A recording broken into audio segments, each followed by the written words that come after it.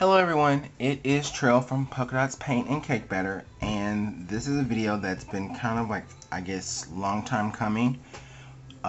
Kimberly from the My Creative Time Design team has been wanting me to do a video of like bow tying for like ages, and I just kind of kept putting it off and things like that because I'm not comfortable on video, to be super completely honest. So I'll just kind of get into it and, you know, go from there. I talk with my hands, by the way. I will show you kind of what I'm doing. When I was on Everyday Cricut week before last, I had made some tags, and they were Christmas tags. They were very popular, and I had these papers already cut and everything, and well, printed from my Imagine. So I was like, well, I'm gonna use what I've, made or whatever on something else. So I thought, well, I'll just use these for this. And if you remember from, I think that Tuesday, I made a Halloween card with like this like vintage looking bingo kind of a thing.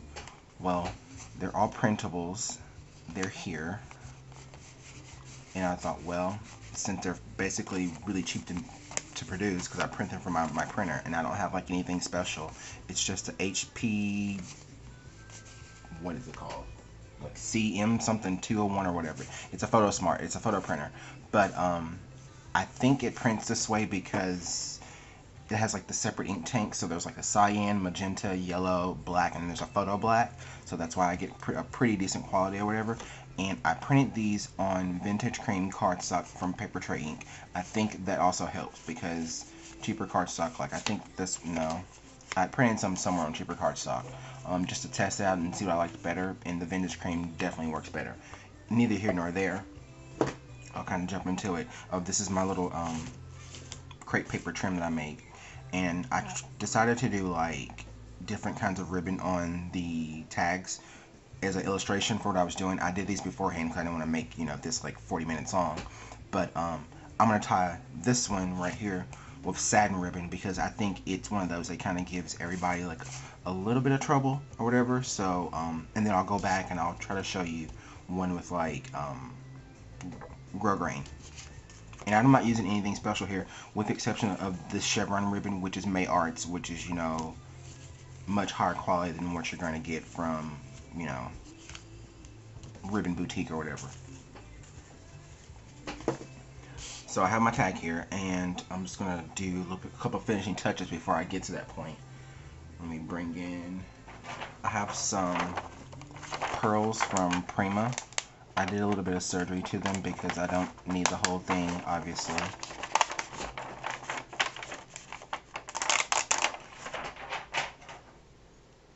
I felt like they needed a little something extra. And I did not glue these on there because I kind of like the way the whole staple thing looks. I'm trying to, try something new. I want to get a tiny attacher, but 15 bucks for a stapler is just kind of a bit much for me. So I'm gonna bring in my big old industrial stapler and add some more staples to it because I'm kind of liking the way it looks. And I'm gonna add one right about there. Yeah, I like that. That's good. That's cool. Okay. Today I'm using some satin. It's not double-sided or anything like that. From Offray, everybody can find this. Walmart, Hobby Lobby, Joann, super cheap,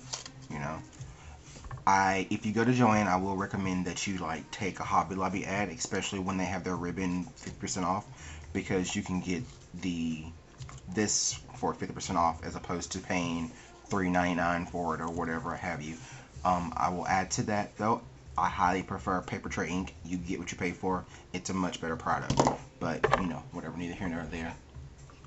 I'm gonna do one more thing before I start tying bows or whatever. I'm gonna go ahead and bring my Crop-It-All and punch a hole because I want to put in an eyelet. I've been loving eyelets lately. I don't know what's wrong with me, but I've been loving them lately.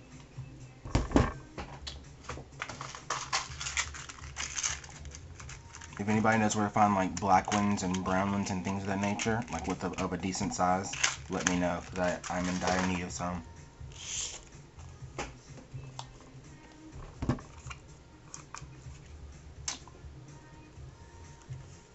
I always turn it upside down because I have a hard time with these.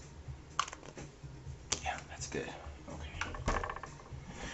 Okay, so the trick with this, because it's not double-sided, that you have to flip it over. I always leave my ribbon on the spool. Even if it's cheap ribbon, it lasts you a whole lot longer. It's just, you know, you want to save as much as you can. You don't want to, like, be frivolous with it. But like most other ribbon bow tying tutorials, I kind of, you know, give myself a good decent amount. And I think I have this like wrinkled from the last time I used it. But over, under, and then you have to make sure this piece flattens, and kind of, you know, pull tight or whatever.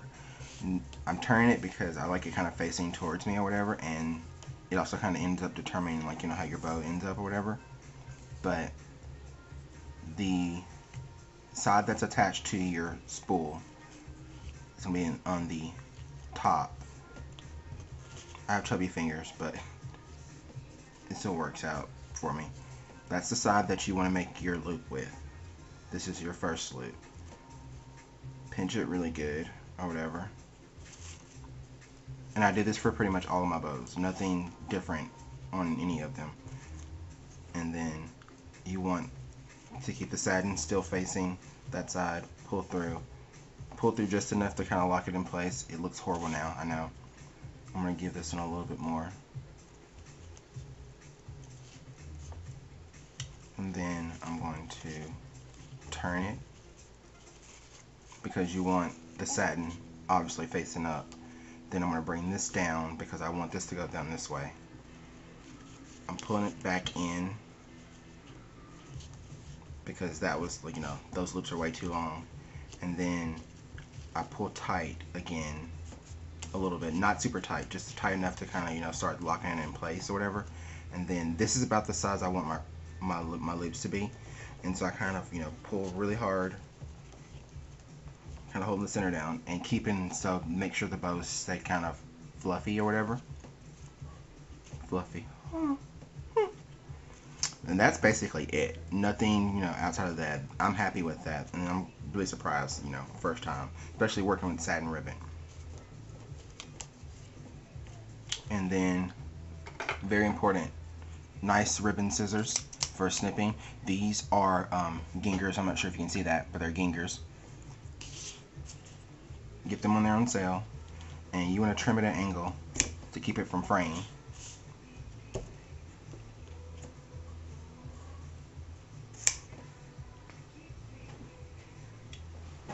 And basically,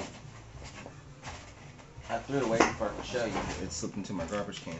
But instead of chopping off like a huge piece, this is all you end up throwing away. So I don't need that anymore. Yeah. Pretty good. Make sure you keep them, you know, fluffy or whatever. I find if they're shorter, they stay fluffier. Okay, and then just to finish this up, I'm going to take some more black grosgrain and put it through the eyelet to kind of keep it in line with the rest of them.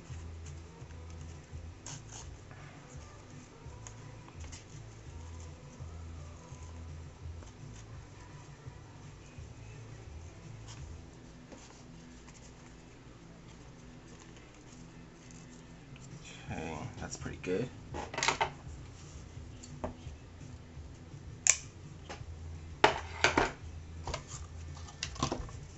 And I have a button kind of already semi-prepared because, you know, these things can be a beast sometimes. Finish feeding this through. The trick here is I'm not using glue dots or anything like that. And, well, wait a minute. Yeah, I'm not using glue dots. So what I want to do is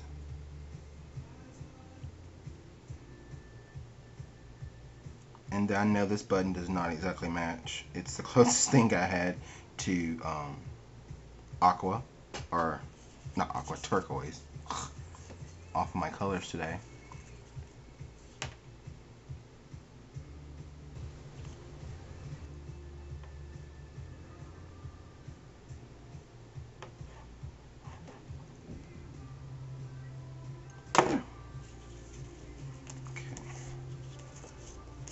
That tied around there, and then I'm going to tie a knot to kind of help secure it a little bit more.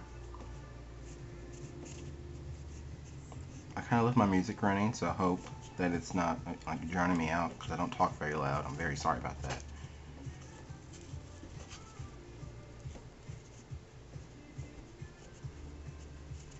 Another bow. These are double loops though.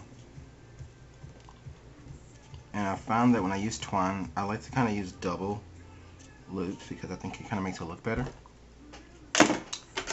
Bring in my scissors again, and I'm going to separate these some. And I kind of just randomly trim, not, you know, really making sure to keep them the same length or anything. And that one's really wrapped together tight. I like to separate them and then go back and trim.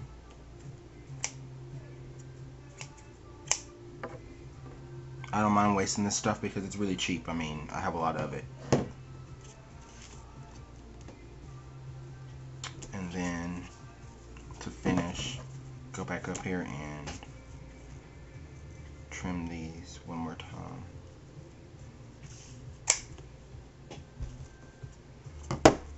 So I'm going to flip over and I'm going to trim it the opposite way. I like the way that looks sometimes.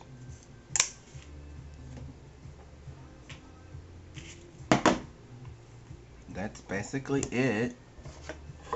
So same bow, just different, you know, medium or whatever. Of course this is easier because they're double-sided, but just for purposes I'm going to bring in my post-it notes here. I stamp on these before I stamp most of the time. And this is more of that grosgrain, but just to illustrate, you know, the difference. There's no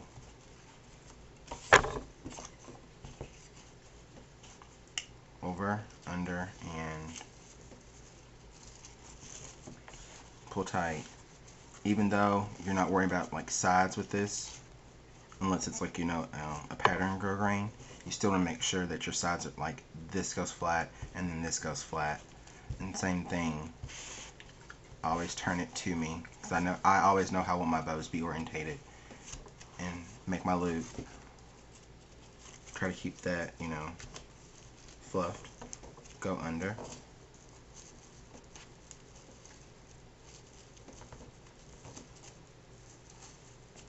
And I pull it through. I always have this one go down. That's just, you know, the nature of what I do or whatever. But I pull that one down, give it a little bit, and then so I start to pull tight to kind of form it or whatever. I find that this ribbon is a bit more plasticky. Well, it's polyester, so, you know, but and you have to work with it a little bit more, but it still will do what you want it to do once you start pulling tight on it, and get those kind of even and everything. And basically, I'm not going to cut this because I don't want to waste my ribbon like that, but same thing, just making sure to keep them fluffed or whatever. That's all. So I hope this helps everybody, or those of you who wanted to see it. I don't do anything that anybody else doesn't do, but that's it. Thank you for joining me. Have a great day.